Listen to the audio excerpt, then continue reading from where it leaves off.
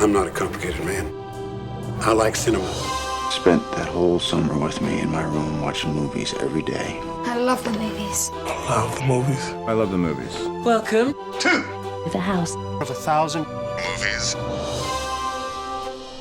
Today's episode of the podcast is sponsored by Hamilton Book. I've been buying from Hamilton Book for many, many years, and they are a great place to find amazing deals on physical media, whether it be Blu-ray, DVD, 4K movies, CDs, or books. They've got it all. Now, I recently placed an order with Hamilton Book, so let me tell you a few things that I grabbed and some examples of what you can find on their site. I got the amazing disaster film Earthquake on Blu-ray. I also got a 3D import of the film Gravity on 3D Blu-ray. Very hard to find, but Hamilton Book had it. I got an Olive Films Blu-ray release of Hitler, The Last 10 Days with Alec Guinness as Hitler. A great movie, and you can't find the Olive Films releases anymore, but Hamilton had them. And I also got Assassination Nation and You Are Not My Mother on Blu-ray. Those were all at an incredible price. We're talking like under $10 each, and they also have new releases, boutique Blu-ray stuff at really good prices. The best part about Hamilton Book is it's flat rate shipping, whether you buy 100 movies or 5 movies, 10 books, 20 books, 2 books, it's the same price for shipping no matter what. So if you want to give them a try, head over to hamiltonbook.com/house and check out their selection today. I can't recommend them enough. I've been a buyer for many, many, many years. I appreciate their support of the podcast, so go support them and their small business. hamiltonbook.com/house. Go check them out and let me know what you think. All right, everybody, welcome back to another episode of House of 1,000 Movies. I'm your host, Jeff Rauseo, and today we got a special guest, Lisa Downs, who is the creator, director of the Life After movies series, which I've actually been a fan of for some time. And I was excited when you reached out because I've been following the work and I've seen all the hard work that goes into these things. And it's very nostalgic for me to, dive into some of these movies. And I've loved the documentaries. So this was really cool. If you could give us a little intro, who you are, what you're all about, what the Life After series is all about, that'd be awesome. Oh, well, I'm glad that you've seen them. I'm never really sure when I email people that I have been following. So I really appreciate that. The Life After movies didn't start out to be a series, but it is now. And essentially, they're feature documentaries that celebrate films that were really special to me in my childhood. So most of them are going to be from the 80s. We are starting to kind of veer out into the late 70s, early 90s. But, for me, the 80s was such a special decade for movies and such an important part of my growing up that this is my kind of way to celebrate them. So the first one was on Flash Gordon. The second one was on Flight of the Navigator. And the third one was on Neverending Story, which has just come out. We're in production for Goodfellas and Grease, and also Goonies has just been announced, which I'm really excited about. So the making of behind the scenes kind of production insights into the film, but also biographical stories of the people who were involved in them and kind of where their journey from the film to now took them. Yeah, no, I love that. And I actually didn't know about Goodfellas and Grease, so that's news to me. I missed that, but that's awesome. Grease is a personal favorite. Goodfellas also. Like, I guess you said branching out into the 90s, and I would say, ooh, where are you going? I guess Goodfellas. Well, yes. So Goodfellas is the first 90s one. I do have a list because I was a kid in the 80s and a teen in the 90s. So I have a host of 90s films and TV shows that I would love to do. But Goodfellas, the thing about these films, obviously there's so many films that I grew up with that I would love to do so many, but it's also about the timing and the opportunity to be able to do them. And Goodfellas, we were talking about it, funnily enough, one day, and then I got a random text from a friend saying, do you want to do Goodfellas? I know Christopher Cerrone. So I was like, well, there's my sign to do Goodfellas. So that's kind of how they all come about. I believe timing is everything. So I feel really excited about all the ones we've done and all the ones that are coming up. Yeah, no, it's an awesome, like, super deep dive into each of those and really truly like what they meant to people. And it all comes, that's part of why I'm doing a podcast too, where I was like, I'm just going to pick my favorite movies and the stuff that impacted me and talk to people about it. And that's how this comes across. So I totally get what you're doing and I love it. Like that approach. Yeah. I feel like it has that personal touch to it and Yeah, speaks because to a lot also of people's core memories. as a fan, I want to be watching these films as well. So as a fan, I feel like I know what fans want. And, when you see kind of makings of or interviews with people about films, it's generally like the top billed cast. But the Right. films mean so much to everyone from all levels of crew to all cast and the fans. And so these documentaries are really like a 360 celebration of the legacy and why the legacy is still there. And not only is it because the films are amazing, but because they were important to fans. So even more so in these later ones, I'm trying to include more of the fans and their stories in the films as well, because the legacy and the importance goes just beyond the key cast. Yeah, no, totally. And as much as I love a good special feature or whatever, you're right. It's your top build, it's the director, it's the writer. You don't get much deeper than that when there are hundreds and hundreds of people who work thousands on some of these films. And I always do find it super interesting to hear the stories from some of the character actors or somebody who, had a couple of scenes or somebody who's working on set. They kind of, I don't know, I guess do you feel like they let their guard down a little bit more too? They're not as guarded as the top stars as like a Tom Hanks would be, or Josh Brolin if we're talking Goonies. They absolutely do. And they also have more interesting, I mean, this is such a blanket statement, but they tend to have more interesting stories that you haven't heard before, because Yeah. they're the ones that they have their scene, but then they're standing around and they're talking to crew and they're observing everything, and they absorb more, I think, than what the main cast and the director, because they have so much going on. They're kind of in their own little world of focusing on what they have to achieve. So definitely, I love talking to the extra crew and the extra cast with their experiences on the set. It's really quite fascinating, and a lot of the time the stories I've never ever heard anywhere as well, which is really, I mean, as a documentary Yeah. filmmaker, always really fun. Right. No, I figured that makes total sense. They just live in a different space, a different bubble, a different level than Richard Donner or Steven Spielberg, or The ones even that have a at lot this on their time plate. Corey Feldman. Yeah. Yeah, like these top of the line stars. So yeah, that is one of the things that's always stood out to me too, is getting those um, kind of deeper stories, more personal stories from cast. But I do love that you're including more fans too, because I think that's such a cool, it becomes more of a community experience too with the documentary, right? The more people you're talking to, it's like, oh yes, I can relate to that person. I'm just like, I had that same experience. I grew up in that same time. So I think it's a really cool approach. Exactly. And some of the fans have amazing collections as well, and Mm, like amazing stories. So I really, really love that. It's kind of like the excitement you get on social media when you see someone else, like you're saying, you're like, oh, I used to watch that as a kid, or I did that, or you had the same childhood as me. And I think there's something really special in making something that fans want to watch, that they feel more of a part of than if they were just watching, yeah. cast and crew. I know those people always blow me away when they have like a very specific collection from like one movie or a time period or a director, and I'm just so amazed by that. Those are the coolest collections to me because they're super personal and they're so deep. Yeah. Like I think I have a big Jaws collection because that's my favorite movie, and I'm like, I don't touch what some of these people on social media have when it comes to this stuff. It's incredible. So it's cool to get to meet with some of them. I would love to talk to some of them about if any of the Jaws people out there. If you got that collection, I'd love to talk to you because I am fascinated by that type of collector. I think I don't know if you've seen Life After the Never-Ending Story yet.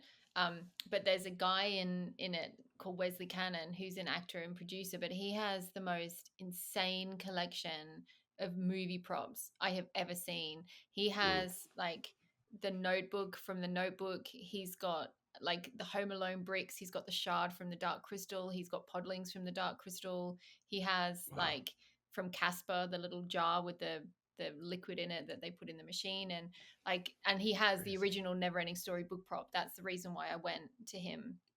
And it's just like you walk in and it's like being in a museum. It's like Yeah, absolutely insane. And there's so much, I'm almost like going blank on his collection. He has this huge horror room. He's got Edward Scissorhands' hands. He's got like my God.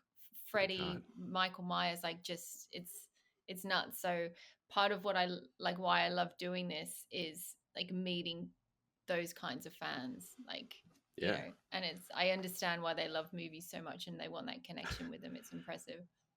for sure. I need to go check that out because I've like been to like I went out to LA and went to the Academy Museum, and I don't even think they had half of that stuff. I was Yeah. like, Edward's The Notebook from The I Notebook. know. Like that's the movie. Yeah. That's incredible. Um, so what?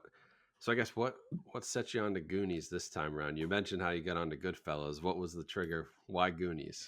Goonies. So we started filming for Flash at the beginning of 2015, and I had probably not long into filming for Flash, we decided that maybe doing a series, or, you know, wouldn't it be fun to do another film? You know, I was really enjoying the process. And so I had this staple list of films that I had grown up with, and Goonies was always my holy grail to do something with. I think Goonies really was the reason that I got into film in the first place. So for me, it was always the one that I wanted to do from the very beginning, but I didn't want to do it without Richard Donner's blessing or Sean Astin's blessing, because I thought as a fan, I wouldn't want to watch something if they weren't involved or if they weren't interested in some capacity. So um, I was very lucky that in 2017, I emailed Richard Donner's office, and through a series of missed meetings and phone calls and nearly missing like the actual interview itself because he kept getting this cough. I interviewed Richard Donner in 2017 and for the project, because I just thought, you know what, I need to just ask and get his permission. So I asked him and he said yes.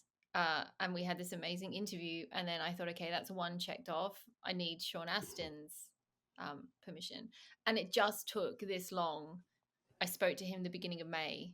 It took that long since 2017 to get in front of Sean Astin through a slew of adventures and attempts at various Comic Cons and through mutual friends. And so finally I got to Sean Astin and said, would you like to be involved? And he said, absolutely. So it was such a long process to try and officially get it into production, but it has been hands down the one that I wanted to do the most since the very start.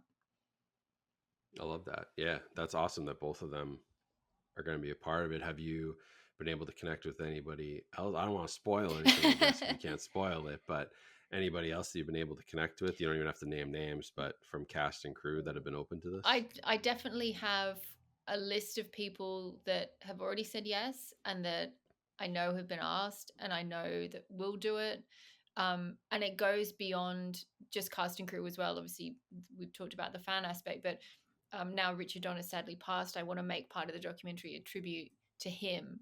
So I've started to get a list of people that the people that I know already have already said yes. So people that have worked with him in other films like Jason James Richter, who knew him from Free Willy, and Michael Clasterin, who worked with him on various other projects, and he was big in Back to the Future. So there's definitely a lot of yeses and a long list of people that I know that I have a direct contact to approach. But again, I didn't want to go too far into the production until I knew that Sean had said yes. So now he's officially said yes. Right. I'm starting to action the contacts, which is exciting and a bit nerve-wracking for me because I'm so nervous to meet Josh Brolin. So Yeah. Oh, he's on the list? he's on the list. He was like first That's on the list. Yeah. That's amazing. Yeah. Yeah. I mean, that cast, if you go back and look at it now, is like pretty incredible. And I Yeah. was not, so I'm born in like the early 90s. So I'm coming into like Goonies is already Goonies by the time I've seen it. Right. And most of them are names, right? But yeah. I mean, at the time, I don't know that they were all as big. Like you look at the cast now and you go, oh my, they got all of these people together. I mean, it's wild. And I think that just, I mean, what a great movie, but it starts there with the cast of characters they have. I mean, even if they only share 5 or 10 minutes on screen together, that cast is insane. Isn't it? I think it shows how great their team were to pick actors that went on to be incredible in their whole career. You know, they had great director, great executive producer, great casting, so they could see the talent. You know, that's the talent in the casting, isn't it? Yeah, I mean, I think it speaks to everybody who worked on it. So I would love to hear from some of those the casting team too. Like, how did that all come together? Because you look at that room, and now it's seriously like that's an all-star lineup. If you Yeah. were like, and this is a question. I don't know how you feel about like if there was ever a Goonies sequel, but if there ever was, I don't know how they'd get everybody back together because they're all so big now. Oh, so the the Goonies sequel, I know it's mixed feelings when it comes to sequels, people, because Yeah. like obviously growing up there were films that I loved that were remakes or sequels of films that I hadn't seen, from before. So I don't think that they should do a Goonies sequel. I feel like just if you're going to do a sequel to a film or a remake, pick one that maybe you can improve. That like is an Mm, interesting story, it's like a clever story, but you can do it better. Don't pick a film that is perfect, that has such a high bar with everything. The cast, the story, like I just don't think you can ever compete with the original. And I think that's why the 80s was so special as well, is because they didn't, if they had its success, they didn't just suddenly start writing ET2 and ET3 and Labyrinth 7 and what you would get now. right. They waited until they did a sequel if it was good enough to be a sequel. And I had asked Richard Donner in the interview what he thought about a sequel, and he was always really open to it. He just said it needed to be the right story and the right cast. And he said the problem is you won't have the original cast as they were, Yeah. and so that's kind of my feelings about it too. I just think leave Yeah. well alone and do something new or do an average film better. Yeah. No, and I think there's a lot of, I mean, I'm definitely in the same boat. I'm like, why touch a perfect movie? Like, it kind of, the like Jaws. I mentioned Jaws a lot, but I'm like the fact that that has three sequels. I'm kind of like they're fun enough, but I separate them. I'm like they're not. I don't want to view them as sequels. They're That's just like like Never other Ending shark Story. movies. That's exactly the same as Yeah, Never Ending Story. yeah. They're just other shark movies. They are not Jaws 2, 3, and 4. They're just fun, goofy shark movies, and Jaws stands on its own. I And like that. there are movies like that that you just like, yeah, leave it alone. But Mm. I also think the cool thing about the Goonies is like you almost don't need the sequel because there have been so many movies inspired by it that play with the same like the themes and the adventures. Yeah. Like I think about like Super 8 doesn't exist without the Goonies. I mean that's just like a tribute to those 80s adventure films and Spielberg and Richard Donner and Yeah. that crew. Summer of 84 is another one I really like. That's That like was great. definitely Goonies inspired. Like you can even Stranger Things. I mean, Stranger Things doesn't exist without the Goonies. So it's like, why do we really Yeah. need a sequel when you've had this group of filmmakers, you know, yourself included, who grew up on it, and now we're making great things Yeah. that build on that. I had read one comment online which always stuck with me, which I thought was a really great idea, that the only way you could really do anything around the Goonies is to do some kind of like backstory of One-Eyed Willie or Chester Copperpot, and kind of Mm, like so it's connected, but it's so disconnected that you're never going to compare it, and it could be a really cool film. I think if they did something like that, that would be very interesting to watch. And then you don't have to that, compete with yeah, the original characters.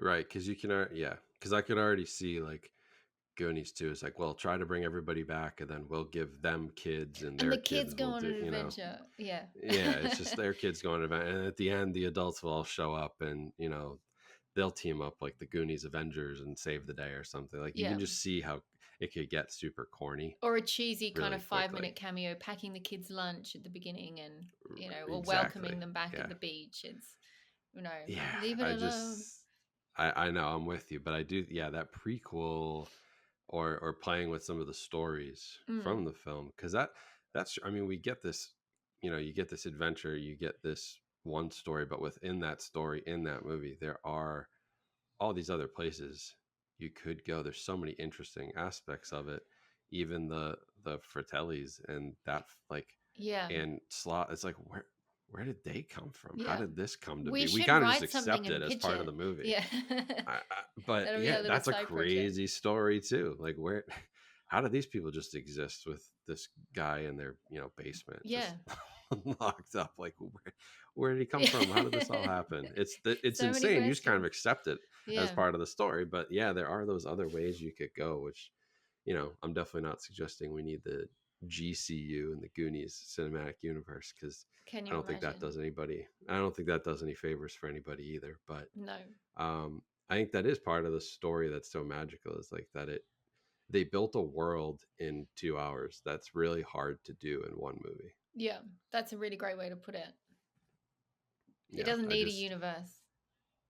right. They built this universe, and you buy into it and you accept it. And even as crazy as it sounds, and I mean, honestly, half the time you're like, I don't even know if these kids are actually onto if this is even true or not. Like, are we onto something here? What's actually happening? Yeah. But they did build this beautiful universe, which I think a lot of movies in the 80s did really well. They would build a universe and build this whole like folklore and story within one timeline, one story, one straightforward, adventure and narrative that you don't get anymore. And I feel like that's because you're just expecting, like, well, we'll do it in the sequel, or Yeah. well, there's going to be 4 of these, so we don't need to explain everything in the first one, because we'll have Exactly. 2, 3, 4, and 5. Exactly. And they already have them plotted out and announced at Comic-Con when they're all going to come out. But again, like I the know. magic of the 80s too, it's like they were real worlds because they built everything too, and they didn't rely on, I mean, they had blue screen,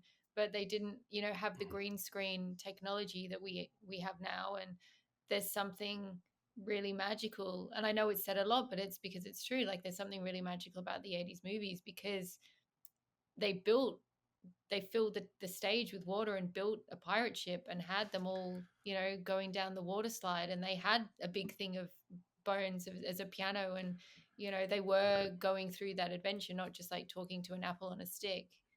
It's, Yeah, it's true. It's something. There's something tangible to all of that. I think you buy in a little bit more when there is some real world connection versus, I mean, everybody knows now the movie magic has been kind of lost, because the movie magic is a yeah, green screen and CGI. yeah, And we all know that that's what it is. Versus, you're like, did they really build this whole pirate ship and this whole set? And there's it's in the water, and yeah, they're in a cave, and like that. Nowadays, you just look at it and you go, yeah, I know how that was done with a computer.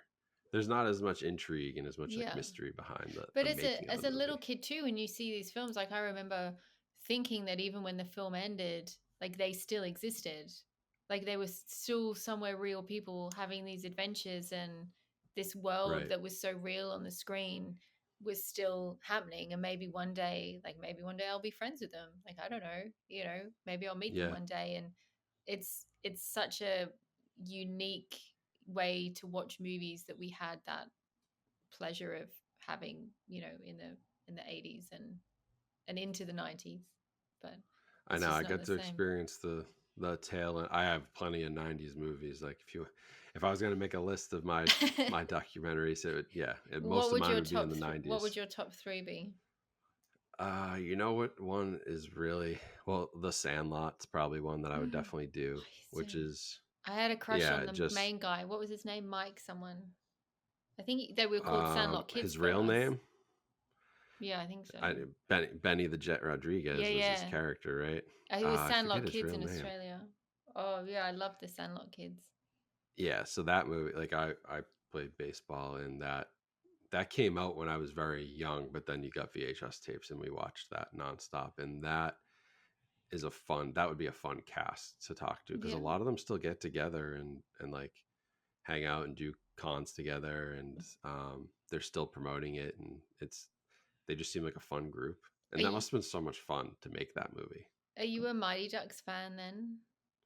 I Or do love else? Mighty Ducks. Yeah, I like All of Mighty those. Ducks. So that I talked about this in a video the other day, just like how many great live action kids movies there were. I feel like there aren't as many anymore. I mean, I grew up on Three Mighty Ducks and The Sandlot and stuff like Little Giants and The Big Green and the Rookie of the Year. There were so many sports movies too Yeah. that they don't make stuff for families anymore. They make it to just make a bunch of money. It's at the box office. Like, there aren't as many family films, I guess. Maybe Yeah. I'm just not tuned into them, but I've got kids now, and I'm like, where is the modern equivalent of all this greatness, even you had mentioned like Free Willy and stuff like that, like just doesn't happen anymore. Yeah. Or maybe we're just missing it because there's so many places There's to so much else. see films. Yeah. Like, I don't even know half the stuff that's out there. And I'll see a film that has this amazing cast and it's from like 2012 and I just think Right. where did that come from, you know? But Exactly. back in the 80s and 90s, it was like an experience to go because there was only one cinema. You didn't really have it on the television of your 4 channels, and you'd got it when the VHS came out. But there's too much now to filter what's like the summer movies beyond maybe 2 films that get the most publicity. And It's a good point. Yeah, because there is, and I mean, like when a film like The Goonies would come out in June, I mean, that would dominate the summer. Like you yeah, wouldn't now you get a movie, and if it came out June 7th, 1985. Well, in 2024, by June 30th of 2024, that movie's on a digital service and it's gone and it's out of theaters. yeah, And back then it would stay for weeks and weeks and it'd weeks be, and weeks. yeah, It's a six whole to eight summer weeks. event, truly. Yeah, and now if it doesn't do well in the opening weekend, they just can it and stick it on streaming.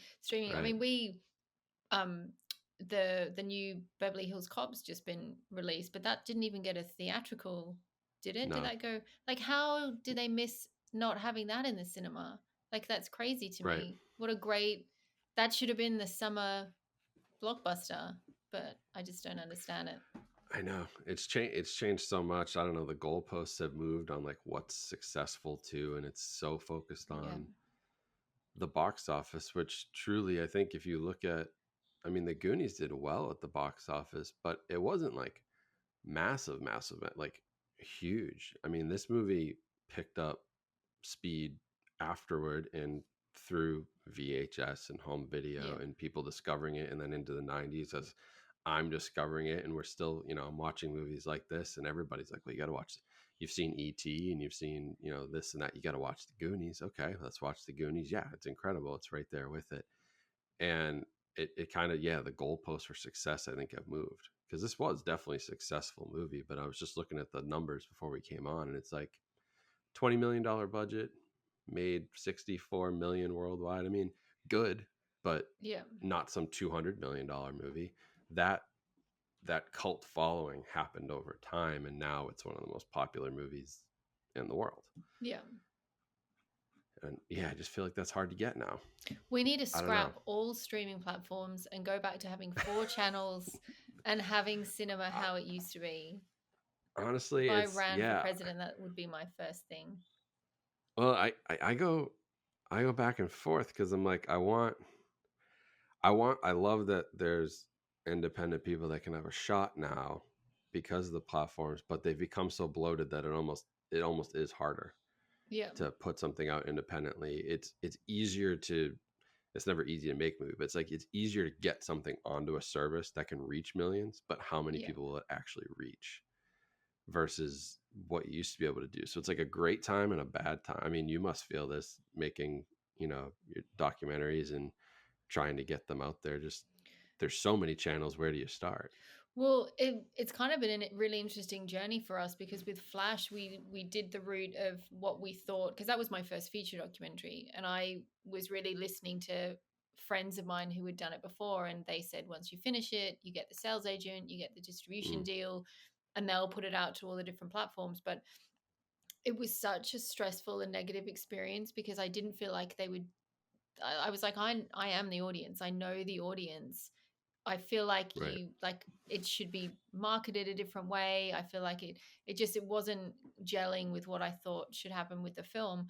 So for Navigator, we decided to self-release. So I do all my own Blu-ray releases and I just sell them from my website. And we do the VHS releases, and we use for Navigator an indie aggregate called Film Hub. So that does put it out onto various channels like Tubi and Roku and Amazon.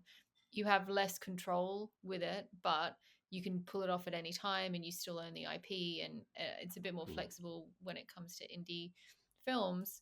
But with Neverending Story, we're trying just to get it on only Amazon to have a point to push people to.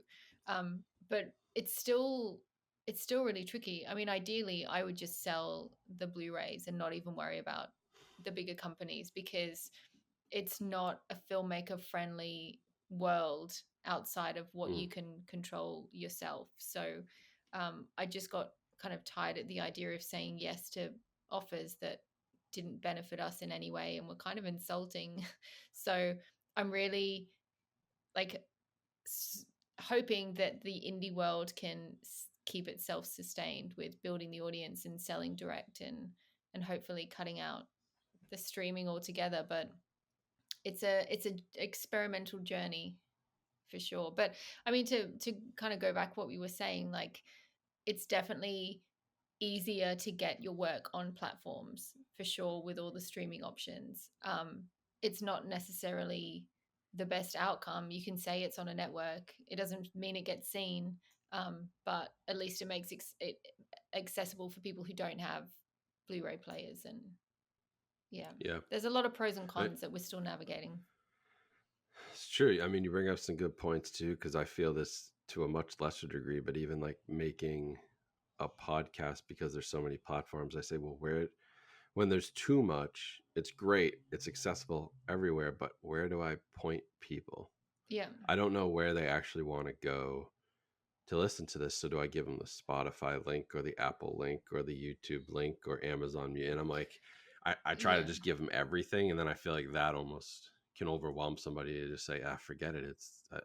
I just want to listen to the thing. I don't want to have to jump around. So I could understand. I hadn't really thought about it that way before, but it is hard to drive traffic when you have 18 different sources and when you can control the Blu-ray direct. I mean, I've always been a firm believer in, like, if you can buy a Blu-ray, maybe not at a major studio level, but that's always going to help support more than anything else you could do, because that just goes direct to you. Yeah. And also, you don't know when they're going to take the films off the streaming platforms.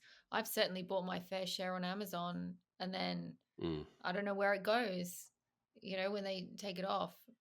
So it just, it's quite, it just feels like there's too much. It's so saturated. Every second day, I feel like I'm on Amazon Prime, and suddenly all these like sub channels are popping up that you can do a second subscription to. And I feel like maybe it might eat itself and it will go back down to being the key ones. But then, is that a monopoly? I don't know. So, well, I think we already are seeing, that's the consolidation of them buying each other and eating each other and coming together. A and huge Pac-Man of streamers. It seriously is. Yeah. And we're going to get down to probably 3 or 4 again. And then it's like, oh yeah, this is what we had 40 years ago. This is the same. Like we came back full circle. There's 4 different places to watch something. You have movie theaters and you got physical media. Yeah. And it's like, eventually I think the world levels out, and and bring back Blockbuster if they do that. Just make it how it was. I know. I hear you. Because I mean, a movie like The Goonies or Big Lebowski is always a one that I bring up. Like, none of that exists without home video. I mean, they exist, but I don't think they have the lasting impact. And maybe Goonies would, based on the theatrical run, but would it have lasted throughout the 80s into the 90s, still been as popular as it is today, even with people who weren't around when it released? That home video aspect's huge. And I see the VHS tape is coming back. Like, you guys are doing VHS tapes, and it's coming back because of that nostalgia, and I love that. And I love that you guys have that physical media approach to the films, because it's super important. I preach this all the time, but it's just super important. You can actually own it and keep it and contain it. Exactly. Like, it doesn't just float around. And it's I really enjoy doing them, because we have like these little collector booklets that come with them. We do these like little collector patches that you get with the films, with the collector bundle. And it's just, I love doing the bonus features, and I feel like I can make my own little mini movies in the bonus feature as well. And anything that I heartbreakingly have to cut from the main film, I can put on as a bonus feature. But I've always been a big fan of physical media and nostalgia, and that's kind of why we're doing this. And it's funny, in the crowdfund for Goonies, it's been really fun picking some of the rewards for people. Like, we have the Viewmaster, and we've got a cassette tape, and we've got like a bike flag, and it's just, I feel like it's a lovely way to kind of bring back the magic of that period in time. Yeah, no, I love that. And I think hopefully that'll help, because I think that's the right audience, right? This is who loves the Goonies, Yeah, is that audience. And even, yeah, the offering cassettes and stuff of Viewmasters, that stuff's all, and it's all coming back too. It really is, it even for a is. younger generation. Like, Yeah. I think that the Goonies is a film that, I would say if I had to tell like a Gen Z or high schooler, like right now, like they're like, I hate old movies. And I hear that, and I hear this from them, like, I can't watch old movies. Old movies are boring. They're, Pre they 2000 look, movies. yeah, right. And that's seriously, that's what's old now. And I would be like, no, this is one you should watch, because this is like, it holds up. It's still super relevant, funny. It's not terribly dated, but even Mm, where it is dated, that technology has become kind of hot and popular again. yeah. Like some of the stuff you see, and like there's that, just kids riding bikes through their town and just going on an adventure. Like, I feel like there's a group of young people right now who are like, man, I wish it was more like that. But you're Yeah. so distracted by everything else. So I think Yeah. it's a movie that would appeal to that generation. I don't know if you felt the same way or had that experience with talking to fans. I've definitely had experience talking to the younger generation when I meet some people and they're like, oh, you lived through the 80s and the 90s. It's amazing. Like when Yeah. I go on holidays now, I get disposable cameras so I can have the excitement of getting the Yeah. film processed and the photos developed. And so they really are like embracing what we had in the 80s and 90s. But I always wonder what kids now in 20 or 30 or 40 years will be looking back on as their films. You know, you had listed your films from growing up in the 90s, and for 80s kids it's always like Goonies and Labyrinth and Dark Crystal and ET and Princess Bride, and you ask any 80s kid and they'll have the same films, and same with 90s kids. So I just don't know what films in 20 or 30 years kids now would say, apart from like Marvel, probably because it's so saturated. But Yeah. I mean, I guess, but I do wonder that, because everything feels a little bit disposable too, yeah, in a way. Like, it's just, you watch these series, or, and a lot of stuff is now TV. Like, everything is yeah, now a series, and I'm not against that if they're done well, like a Stranger Things. If you can keep me engaged for almost 10 years now with this really cool story, then I'm all for it. But it does feel like if Goonies was made today, like that's a 10-part series on Disney Plus or something with a group of kids, and you yeah, just don't get that. And then it all becomes almost too fragmented. yeah. So yeah, I am super curious about that. What is their Jurassic Park for me, or Mm. Sandlot, or Jurassic Small Soldiers was one that I love a lot Yeah. and grew up on. Like a lot of the Joe Dante stuff too, even Gremlins, like I came back to. I lived beyond all that, but because of VHS and video stores, like you didn't really live beyond it, because those things were still Yeah. front and center. Well, that's true. Same with Um, me. So I was three, two when Goonies came out, about three. So I obviously didn't see it in the cinema, but yeah, I had that experience with the VHS, and it was right. just as exciting. I think it wasn't even the VHS. My mum had taped it off the TV, so I never had the That's official copy. I had the copy that had all the swear words taken out, so I thought it was just like really the weird cleanest editing. movie. Yeah, because all these like jump That's funny. cuts taking out the swear words. And then so my mum Yep. trying to like pause the VHS in the ad breaks too. So I Oh my remember god. like the static and what ad was on. And so when I watched Goonies, I still remember that Wish Me Luck was playing that weekend, and just all these like weird ads that popped up. So it's really nice when you can kind of have that experience Yeah, discovering it films. becomes it's a true core memory, and I think that's because there was, like, you really had to make an effort. You had to make Yeah. an effort to like go get a movie. Or, I mean, trust me, I had plenty of stuff that my parents recorded off of like HBO and TV that we just, or even like they used to, get them from friends. Oh, this person has HBO, they'll record it for us and we can watch it next week, Yeah. and like that kind of thing. And so it took effort, and you really made an intentional choice when you're like, I want to see that. It wasn't like you could open your phone and just be like, well, here I have 15 different options where I can watch this or download it in Yeah. 2 seconds. Or like, so I feel like you connected a little bit more. Yeah. And that is where I wonder, But I'm so curious, like what my son's going to grow up with, being he's 3, and I'm like, in 30 years, what is he just going to be like? Yeah, Star Wars, Jurassic Park, like the stuff you grew up on, Jaws. Like Yeah. it might still be those movies because they have that lasting impact, and they are a little bit more intentional and less disposable, and you Yeah. really connect to them in a different way. Are you gonna? Have you started showing your son like the early kids movies? We're easing in now, so he's about to be 3, so we're still very young, but he loves movies. Okay. He always asks to watch a movie, and I'm like, no, we need to play outside too. We need to make sure we balance this. Like, Yeah. be a kid. I know dad has all these movies and you want to watch them, but be a kid. Yeah. Read the But cereal box, go and play, and then come right, back, and then you exactly. can watch a movie. If it's raining, yeah, come on in. Like Yeah. we'll watch something. But we've started with the Disney stuff, Lion King. He likes some of the recent Pixar movies like Coco and Moana, and he really Coco was likes amazing. those. Yeah, Coco is one of his favorites, but I haven't gotten into like we're starting with like there's a Spider-Man cartoon show and there's a Star Wars cartoon, and it's like introducing those characters that way, and then Yeah. blowing his mind when he finds out there's more. That's gonna be a lot of fun. I love that you can relive the first time you have that experience through your son as well.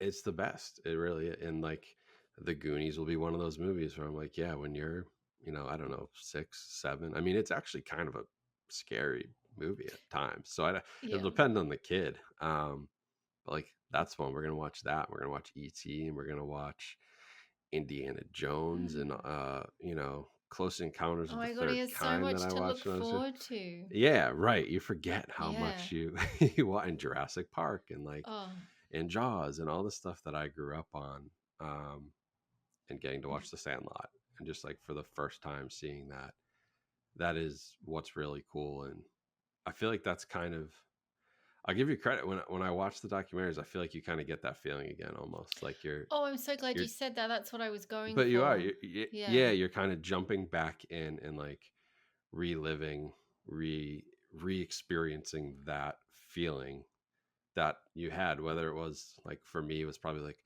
1998 that I saw the Goonies, or for you it might have been like the late 80s, whatever it was, didn't matter. You Yeah. kind of relive it a little bit through that, and that's why I love that kind of thing.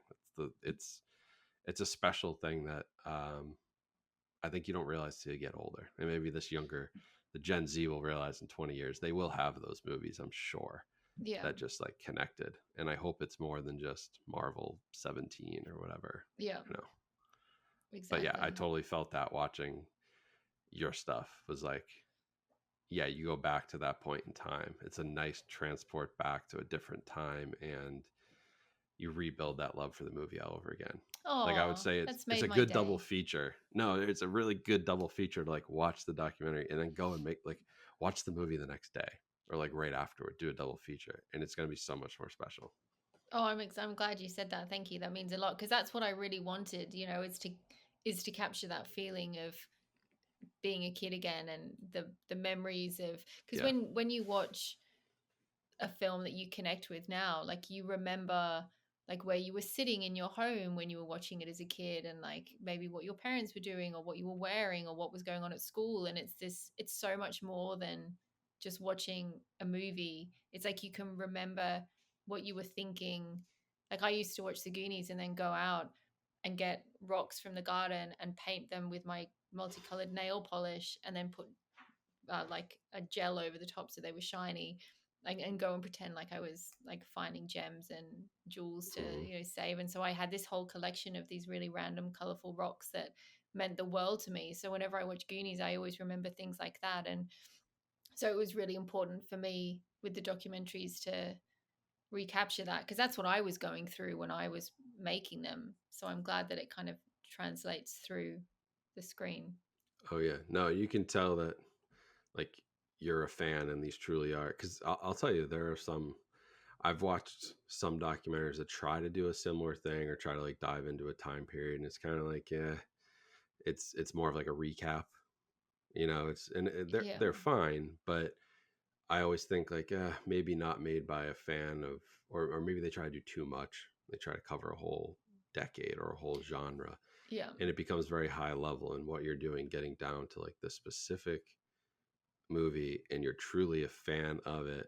Yeah, like it comes out in the edit and in the final version that like this is a fan's love letter to Goonies, Neverending Story, Yeah. Flash. Like that's what it is. Flash Gordon. It truly is. And then yeah, it connects to everybody else, which is it's awesome because I swear you can like you said, you can like smell like a time period. You're like, I Yeah. remember a smell and I connect to that movie. Yeah. I remember, you know, there's just things that immediately come back into your head, which is incredible. And Yeah. your documentary can trigger that, which is awesome. Oh, thank you. I like the Yeah. love letter line. I'm going to steal that. You should put me on a VHS box.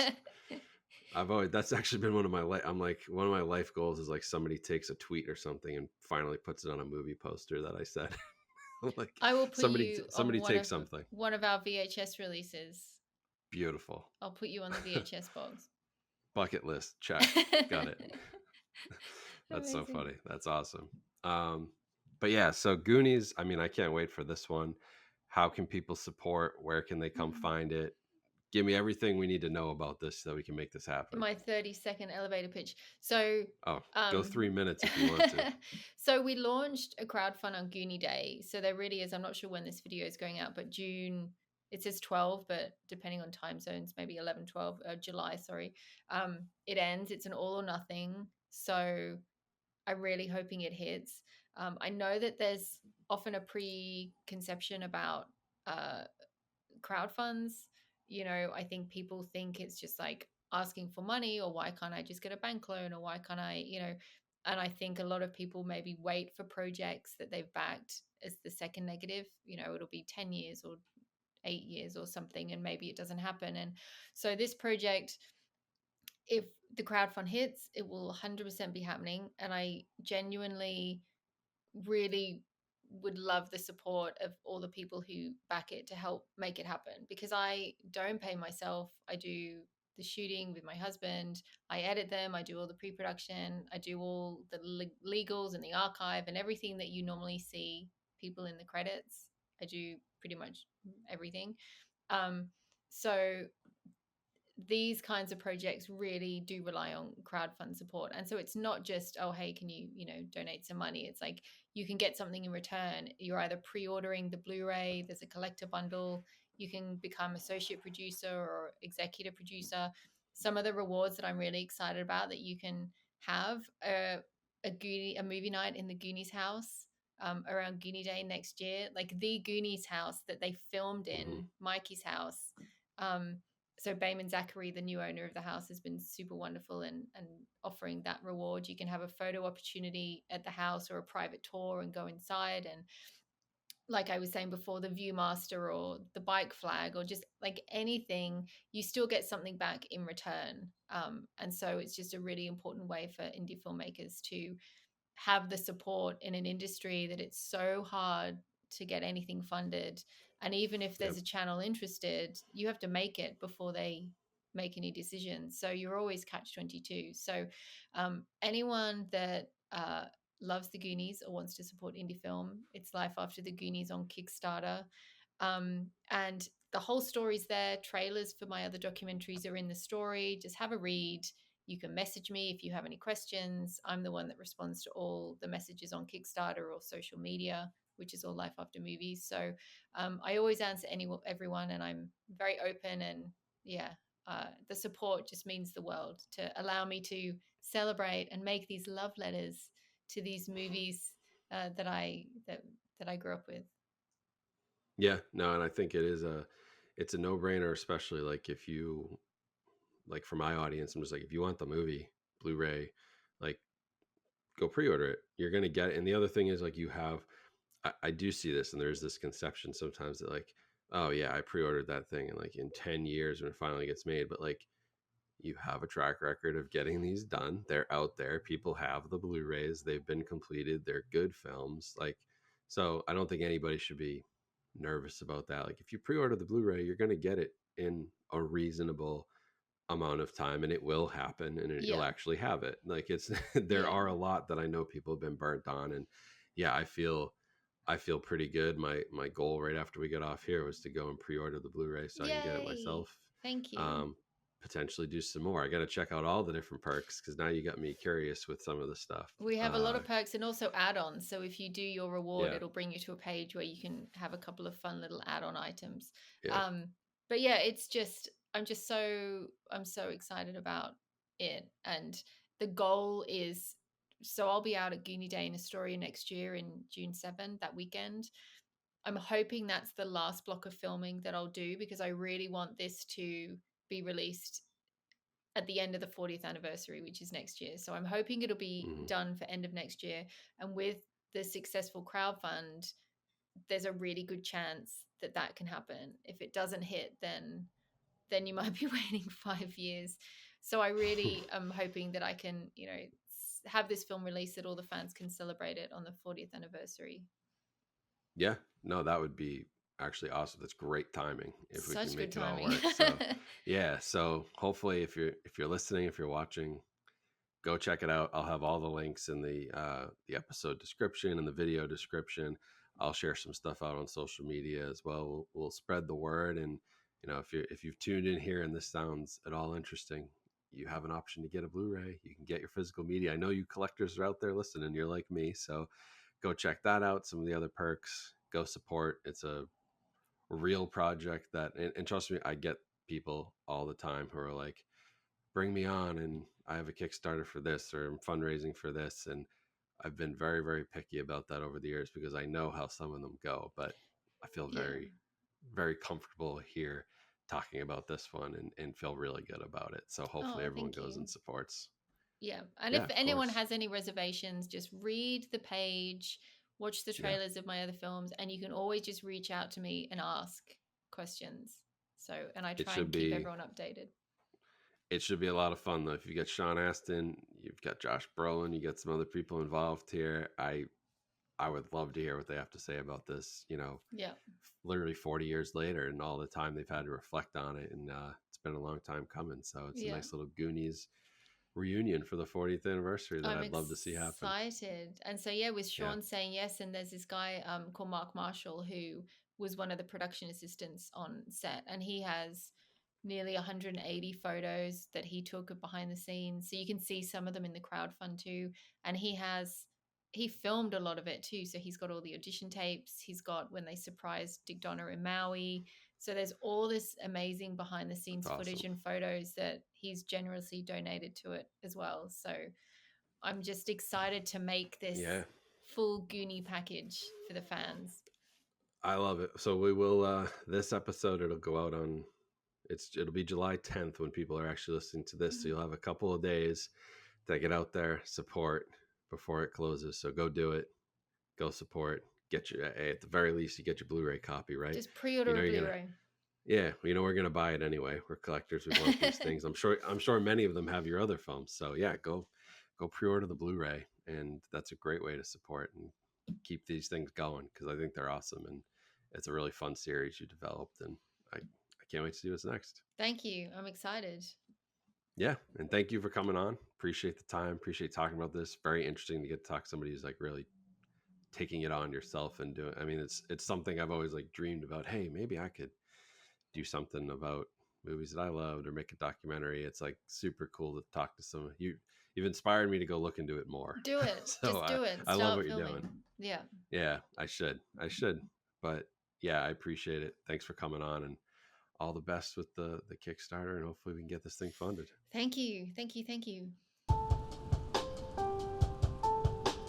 Hey there, movie buff. Thanks for tuning in to another episode of House of 1,000 Movies. I hope you had as much fun listening as I did discussing some of my favorite films. Don't forget, if you're into video podcasts, you can head over to the YouTube channel and hit the subscribe button. If you're already on YouTube, it's right there, so why not hit it? And for our audio listeners, make sure to subscribe on your favorite podcast platform so you never miss an episode. If you've been enjoying the show, why not show me some love by leaving a 5-star review? It really helps me out, and it lets me know that I'm hitting the mark. And hey, before you go, a quick shout out to our sponsors. By supporting them, you're not just supporting the show, but also the content you love. Thanks again for joining me in the House of 1,000 Movies. Until next time, keep watching, keep listening, and keep watching great movies. Take care, everyone.